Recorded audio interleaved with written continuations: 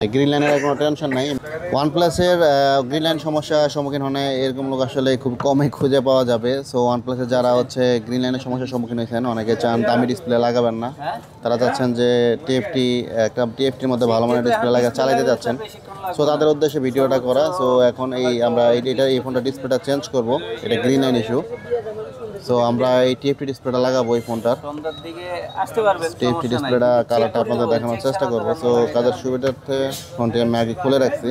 তো ডিসপ্লেটি আমরা এখন চেক দিচ্ছি। মূলত ডিসপ্লে কালারাইজেশন এখন দেখতে পাচ্ছেন, এটা হচ্ছে আইপিএস ডিসপ্লে।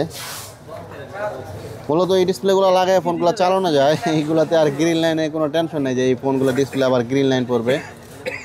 গ্রিন লাইনের কোনো টেনশন নাই, এমনিতে আপনি সব কিছু ফোনের ডিসপ্লে সব কিছুই এভরিথিং চালাতে পারবেন এ টু জেড। আপনারা যদি ওয়ানপ্লাসের ডিসপ্লে লাগাতে চান, অরিজিনাল মার্কেট অরিজিনাল কপি সব ধরনের ডিসপ্লে আমাদের কাছে অ্যাভেলেবল পেয়ে যাবেন।